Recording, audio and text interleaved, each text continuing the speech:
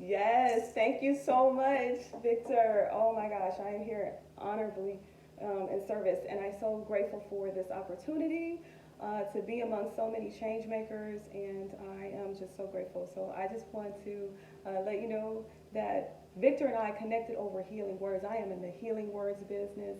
I am someone who wants to turn wounds into words and trauma into triumph. And that's kind of what I've done, and that's what art has done for me.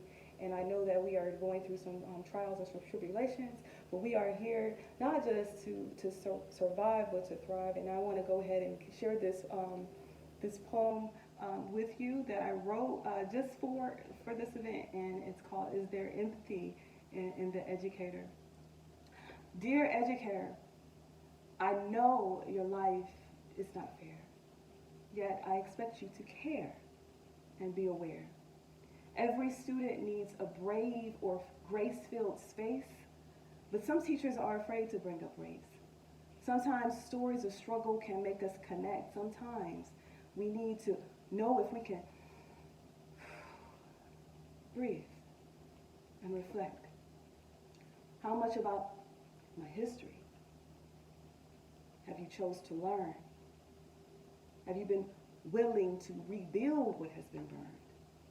People can be bridges if they have the right tools. But too many believe that being vulnerable is for fools.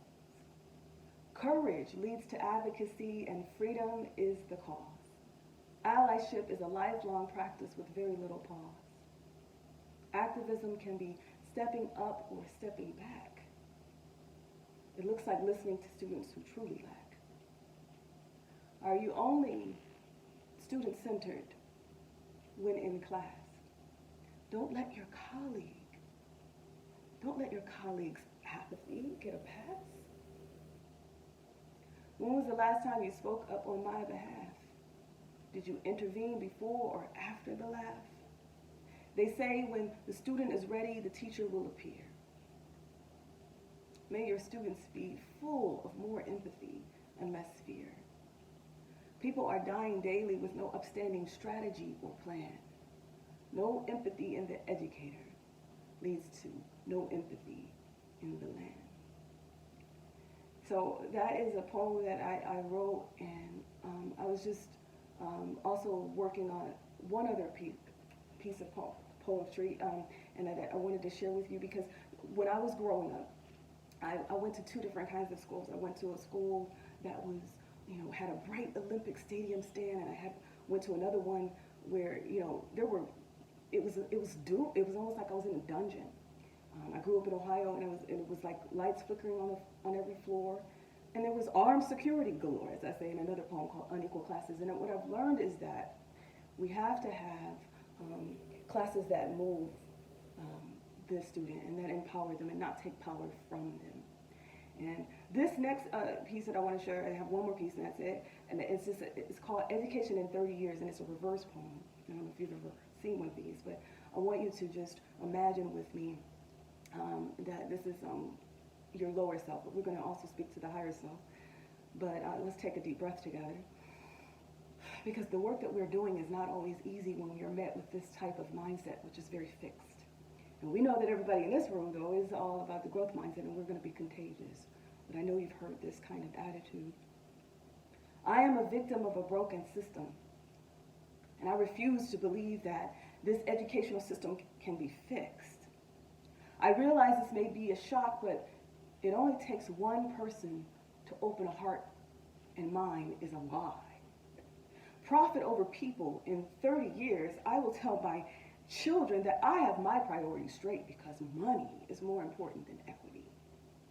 Once upon a time, there were caring teachers and administrators, but this will not be true in my era. No one really cares about culturally responsive teaching. Experts tell me all the top union and Senate members are just padding their pockets. I do not conclude that we can have a culture of care and empathy in the future. College degrees only benefit the white elite. No longer can it be said that teachers are trained educators and facilitators. It will be evident that they have no support from the staff and administration. It is foolish to presume that teachers want to educate themselves and their students. Take another deep breath.